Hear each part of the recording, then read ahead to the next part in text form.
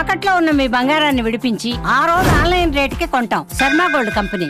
నమస్కారం, welcome to Suman TV. నేను గీతాంజలి. ప్రస్తుతం మనం శ్రీ శ్రీ శ్రీ ఆనంద శివకామేశ్వరి సన్నిధానంలో ఉన్నామండి. మనతో పాటు ఉన్నారు మాతాజీ శ్రీ శ్రీ శివకామేశ్వరి ఆనందమయ్య అమ్మ. అమ్మతో మాట్లాడదాం. అమ్మ నమస్కారం. శ్రీమాత్రి అమ్మ, విష్ణు సహస్రనామం విశిష్టత తెలియచేశారు ముందుగా. అలాగే ఏ నక్షత్రం వారు ఏ శ్లోకం చదువుకోవాలి విష్ణు సహస్రనామంలో అని కూడా తెలియచేస్తానని చెప్పారు. ఎదురు చూస్తూ ఉన్నాము. మరి ముందుగా అసలు పెద్ద సందేహం ఏంటంటే, ఆ ఒక్క శ్లోకం చదువుకుంటే చాలా, విష్ణు సహస్రనామం అంతా చదవాలా?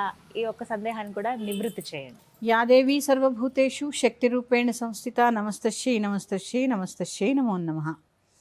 సర్వవ్యాపకమైనటువంటి విష్ణువు గురించి తెలుసుకునేది విష్ణు సహస్రనామం అని చెప్పుకున్నాము. దీన్ని ఎలా చదవాలి, ఎలా చదివితే, ఎందుకంటే మనం సంసారులం కదమ్మా, చిన్నవో పెద్దవో కోరికలు ఉంటూ ఉంటాయి. అవి తీరాలంటే మనకి మార్గం భగవంతుడే కదా, ఆయనే కదా. కష్టం వచ్చినా నష్టం వచ్చినా ఆయన్నే వేడుకోవాలి. ఎలా చదవాలి, నియమం ఏంటి తెలుసుకునే ప్రయత్నం చేద్దాం. తప్పకుండా. చక్కగా ఈ సంకల్పం చేసుకోవాలి ముందు. నేను చెప్తాను ఏ నక్షత్రం వాళ్ళు ఏ శ్లోకం చదవాలనేది నేను చెప్తాను. అలాగే ఏ రోజు మొదలు పెట్టాలి అంటే, ఆ నక్షత్రం యొక్క తారాబలం ఉన్న రోజు, అంటే మంచి బలం ఉన్న రోజు మొదలు తారాబలం చూసుకుని క్షేమతారలో మిత్రతారలో కానీ చక్కగా మొదలు పెట్టుకుని విష్ణు యొక్క పూజ చేసుకుని, లక్ష్మీనారాయణ పూజ చేసుకుని, పానకం వడపప్పు ఒక కొబ్బరికాయ చక్కగా నివేదన చేసుకుని పూర్తి విష్ణు సహస్రనామ పారాయణ చదవాలి. ముందుగా చదవాలి. తర్వాత నేను ఏదైతే చెప్తానో ఆ యొక్క శ్లోకాన్ని నేను ఇట్లా నా నక్షత్రం, నా యొక్క జన్మ నక్షత్ర శాంతి కోసము నేను ఇది పారాయణ చేస్తున్నాను, నన్ను అనుగ్రహించు అని ఆయన దగ్గర ముందు పర్మిషన్ తీసుకోవాలి. అంతే తప్ప నేను ఇది చెప్పాను కదా అని పుస్తకం పట్టుకుని చదవడం కాదు. ఆయన పర్మిషన్ కావాలి మీకు. ఎందుకంటే సహస్రనామాలంటే కొన్ని శ్లోకాల యొక్క గుంపు కదా, అందులో ఒక్క శ్లోకాన్ని మీరు తీసుకుని చదవాలి అంటే ఆయన పర్మిషన్ కావాలి. కాబట్టి చక్కగా ఆయన ముందు నేను ఇలా చదువుకుంటున్నాను అని చెప్పి ఆ శ్లోకాన్ని నేను ఇలా పారాయణ చేసుకుంటానని ఆయన దగ్గర విన్నవించుకుని ఆయన యొక్క పర్మిషన్ తీసుకుని ప్రతిరోజు 108 సార్లు, ప్రతిరోజు 108 సార్లు ఎక్కడ పడితే అక్కడ చేయాలా అంటే 108 సార్లు మాత్రం ఒకటే ఆసనం మీద కూర్చుని చేయాలి. ఆ రోజు మారినా కానీ వేరే రోజు ఓకే, కానీ ఒక రోజు 108 సార్లు ఒకటే ఆసనం మీద కూర్చుని, తర్వాత మీరు ఎక్కడున్నా జపం చేసుకోవచ్చు, అది వేరు. కానీ 108 సార్లు మాత్రం ఒక చోట కూర్చుని ఒకే ఆసనం మీద కూర్చుని చక్కగా ఆ యొక్క మంత్రాన్ని అనుష్ఠానం చేసుకోవాలి. ఇక్కడ మంత్రం అని ఎందుకన్నాను అంటే, మానతా త్రాయితే ఇది మంత్ర, ఏదైతే మనం మననం చేస్తూ ఉంటామో అదే మంత్రం అయిపోతుంది. కాబట్టి చక్కగా చేసుకుని సంకల్పం చేసుకోండి. నేనైతే అసలు ఎప్పుడూ చదువుకోవాలని చెప్తాను. మనం జీవించినంత కాలం మన నక్షత్రం అదేగా. అవును. ఆ నక్షత్ర శాంతి, మనం చల్లగా ఉండాలి అంటే నక్షత్ర శాంతిగా ఉండాలి ఎప్పుడు. చూడండి, ఎందుకంటే చూడండి, ఒక నక్షత్రానికి ఏలినాటి శని, ఒక నక్షత్రానికి ఏవో పంచగ్రహ కూటములని, ఇవా చాలా వస్తూ ఉంటాయి కదమ్మా. మన నక్షత్రం అలా మనం ఎప్పుడు భగవంతుడి అండలో ఉంటే ఎలాంటి ప్రమాదాలు ఉండకుండా శాంతిగా ఉంటాం. ఇలా చదువుకున్న తర్వాత కొందరు 41 రోజు 108 రోజులని సంకల్పం చేసుకుంటారు. వీటిల్లో కూడా చేసుకున్న తర్వాత ఈ జపం అంతా కావించి 41వ రోజు కానీ 108వ రోజు కానీ అన్నదానం చేయాలి. ఎందుకంటే ఏనిగైనా శాంతి అన్నశాంతే. మరి ఈ అన్నదానం ఎక్కడ చేయాలంటే దేవాలయాల్లో చేస్తూ ఉంటారు, పీఠాల్లో చేస్తూ ఉంటారు. ఎక్కడ మీకు వీలైతే అక్కడ కొన్ని స్తోమతను బట్టి చక్కగా కాసిన బియ్యమో పప్పు ఉప్పు చక్కగా ఇవ్వండి, చాలు. లేదు మీకు ఇంకా ఉంది, ఇంట్లో చేసుకోండి, 10 మందిని పిలిచి చక్కగా అన్నశాంతి జరగాలి. ఇవి నియమాలు. ఇవి ఖచ్చితంగా అందరూ పాటించవాలి. అన్ని నక్షత్ర వాళ్ళు పాటించాలి. ముందు ఇది ఏ పాదానికి ఆ పాదం చెప్తారా? అలా ఉంటుంది. ఇక అశ్విని నక్షత్రానికి సంబంధించినటువంటి శ్లోకాలు చెప్పుకునే ముందు మంగళ శ్లోకాలు, వాటి యొక్క విశిష్టత తెలుసుకుందాము. చక్కగా ఈ 108 సార్లు జపం చేసే ముందు ఈ మంగళ శ్లోకాలు చదువుకోండి. ముందుగా మొదటి శ్లోకము, శుక్లాంబరధరం విష్ణుం శశివర్ణం చతుర్భుజం ప్రసన్నవదనం ధ్యాయేత్ సర్వవిఘ్నోపశాంతయే. ఈ శ్లోకానికి కొద్దిగా క్లుప్తంగా అర్థం తెలుసుకునే ప్రయత్నం చేద్దాం. శుద్ధమైనటువంటి ధవళ వస్త్రాన్ని, ధవళ వస్త్రము అంటే తెల్లని వస్త్రాన్ని ధరించిన వాడు, సర్వవ్యాపకుడు, చంద్రకాంతి వంటి ఛాయ కలవాడు, చతుర్భుజుడు, ప్రసన్న వదనంతో ప్రకాశించేటటువంటి వినాయకునికి, గణపతికి, అంటే సర్వ విఘ్న నివారణార్థము నేను గణపతిని ధ్యానిస్తున్నాను అని చెప్పి ఇక్కడ మనకి చెప్పడం జరిగింది. అంటే గణపతిని పూజించందే ఏ పూజ పూర్తి కాదు కాబట్టి మొదటగా ఆ గణపతిని ప్రార్థించుకుని తర్వాత వ్యాసం వశిష్ఠ నప్తారం శక్తే పౌత్రమకల్మషం పరాశరాత్మజం వందే శుకతాతం తపోనిధిం.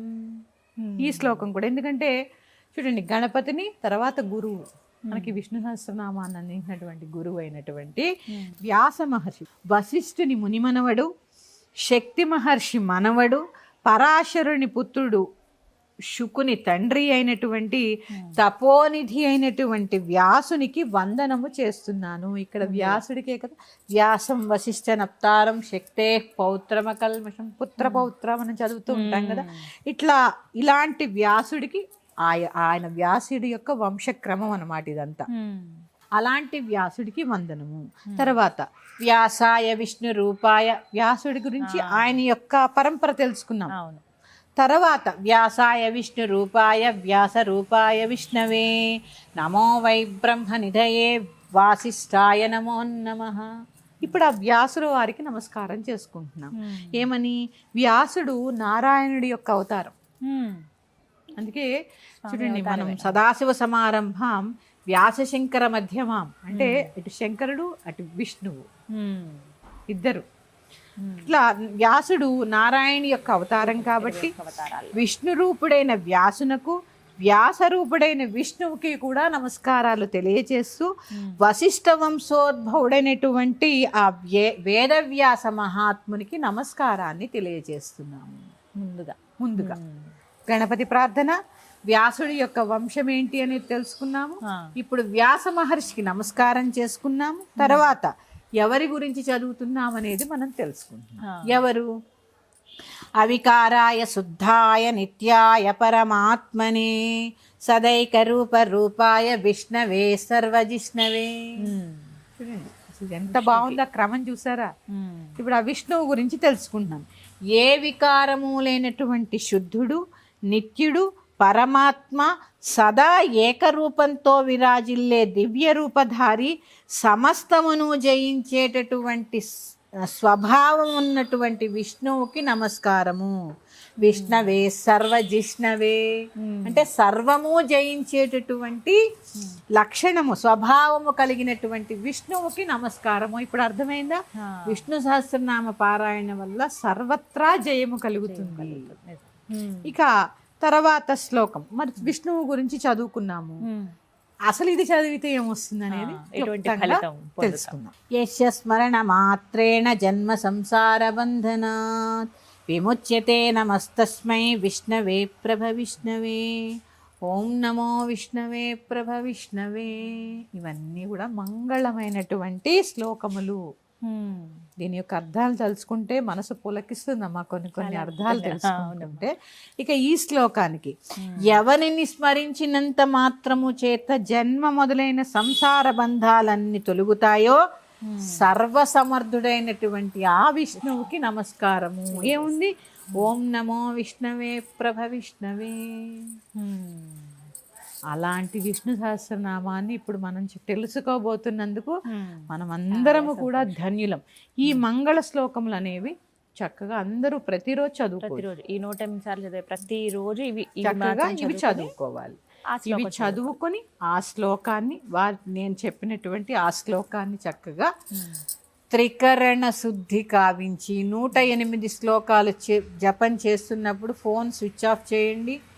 ఆడవాళ్ళు జపం చేస్తుంటే కాసేపు ఇంటి పనులు, మనుషుల్ని ఆ సమయానికి వాయిదా వేసుకుని, నాకు తెలిసి ఇంకా టైం అని అంటే బ్రహ్మముహూర్తంలో లేచి చక్కగా ఒక అలవాటు కూడా అయిపోతుంది కదా. దంపతులు ఇద్దరు కూర్చొని చేసుకుంటే ఇంకా ఆనందం. అవునే. ధర్మేచ అర్ధేచ కామేచ నాతిచరామి కదా. ధర్మం కదా ఇది, భగవంతుడిని ధ్యానించడం గృహస్థు యొక్క ధర్మం కదా. ఎందుకని చక్కగా ఇద్దరు కూర్చుని ధ్యానిస్తే ఇంకా ఇంకా చాలా వృద్ధి జరుగుతుంది. ఇప్పుడు అదే చెప్పుకున్నాం. ఏం చెప్పుకున్నాం? విష్ణవే సర్వజిష్ణవే.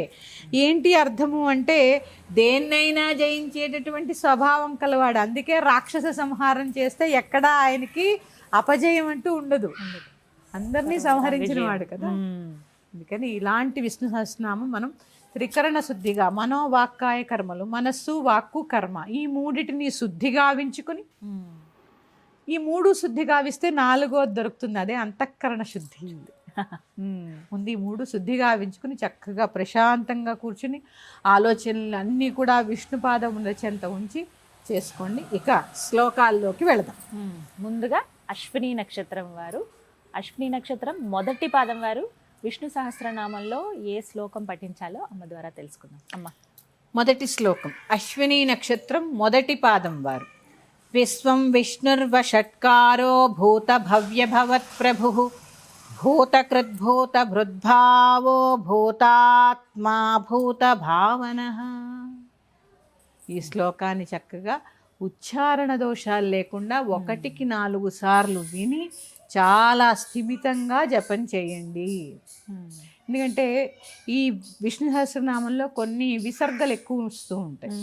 అందుకని ఈ చెబుతున్నప్పుడే నేను విసర్గలు ఎక్కడ పలకాలో ఎలా పలకాలో ఒక్కొక్క శ్లోకంలో నేను చెప్తూ ఉంటాను. మళ్ళీ చెప్తున్నాను, అశ్విని నక్షత్రం మొదటి పాదం వాళ్ళు పఠించేటటువంటి శ్లోకం విశ్వం విష్ణుర్వషట్కారో భూత భవ్య భవత్ ప్రభు భూతకృద్భూత భృద్భావో భూతాత్మా భూత భావన. ఇది ఈ నక్షత్రము. అశ్విని నక్షత్రం వాళ్ళకు వచ్చేసి తారాబలం చూసుకోమన్నాను కదా, 4 పాదాలు వాళ్ళకి ఒకటే వర్తిస్తుంది తారాబలం. చక్కగా తారాబలం చూసుకుని ఆ పూజాది కార్యక్రమాలు ముగించుకుని స్వామివారి దగ్గర సంకల్పం చేసుకుని మొదలు పెట్టండి. అమ్మ, మరి ఇలా ఒక్కొక్క శ్లోకం చదవటం వల్ల ఎటువంటి ఫలితం పొందుతారు? తప్పకుండా ఇప్పుడే చెప్పాను, విష్ణవే సర్వజిష్ణవే. ప్రతి కార్యముయందు జయము, అలాగే నక్షత్ర శాంతి, నక్షత్ర శాంతి జరుగుతుంది. అందుకే ఇలా ఒక చిన్న రెమెడీ కూడా చెప్తాను. ఎందుకంటే మనం నక్షత్ర శాంతి కోసమే ఇది చెప్తున్నాం కదా. ఎన్ని నక్షత్రాలు ఉన్నాయి? 27 నక్షత్రములు ఉన్నాయి. చక్కగా ఈ 27 నక్షత్రములు 27 అరటిపళ్ళు గుచ్చి మాల కింద గుచ్చి ఆంజనేయ స్వామికి కూడా సమర్పిస్తే ఈ నక్షత్ర శాంతి జరుగుతుంది. చూడండి, ఒక్కొక్క రోజు చాలా టెన్షన్లో ఉంటారు. అది ఆరోగ్యపరంగా కావచ్చు, ఇటు ఫినాన్షియల్ పరంగా కావచ్చు. అంటే ఈ 27 నక్షత్రాల్లో ఒక నక్షత్రం ఏదో ఒకటి కొంచెం ఇబ్బంది పెడుతూ ఉంటుంది. ఇట్లా కనుక 27 అరటిపళ్ళు మాల కింద గుచ్చి ఆ యొక్క స్వామివారికి వేయడం వలన ఆ రోజు ఆ ఉపద్రవం నుంచి బయటపడిపోతారు. ఎంత సులువుగా ఉంది కదా. అవును, కాళ్ళు చెప్తాను, భక్తిగా ఆ నామాన్ని జయించి హరమర్కట మర్కటాయే నమః, హరమర్కట మర్కటాయే నమః అని చక్కగా హనుమంతుడిని స్మరిస్తూ అరటిపళ్ళు గుచ్చి మాల కింద వేసి స్వామికి వదిలేయండి. ఆయనకి అరటిపళ్ళు అంటే ఇష్టం కదా. ఇది చేయడం వల్ల సమస్తమైనటువంటి నక్షత్రాల నుంచి విముక్తి కలిగి ఆ రోజు ఆ టెన్షన్ నుంచి బయటపడతారమ్మా. ఇది నేను అనుభవపూర్వకంగా చెప్తున్నాను. ఎంత సాధనలో ఉన్నా కొన్ని మమ్మల్ని కూడా బాధ పెడుతూ ఉంటాయి. ఆ గృహస్థు ధర్మంలో ఉన్నాం కదా. ఇలా చెయ్యండి అమ్మా, తప్పకుండా శాంతి జరుగుతుంది. అశ్విని నక్షత్రం వాళ్ళు చదువుకోనేటటువంటి విష్ణు సహస్రనామ స్తోత్రంలో మొదటి శ్లోకం తెలుసుకుందాం. చక్కగా వివరించారమ్మా. మరిన్ని పాదాలు మరికొన్ని వీడియోస్ ద్వారా, అన్ని 108 అంటే చాలా వీడియోస్, సిరీస్ ఆఫ్ వీడియోస్ రాబోతున్నాయి కాబట్టి అందరికీ ఉపయోగపడే విధంగా, అందరికీ ఆ విష్ణు అనుగ్రహం కలిగే విధంగా మీ మాటల్లో తెలుసుకోవడం సంతోషం. ధన్యవాదాలు. శ్రీమాత్రే.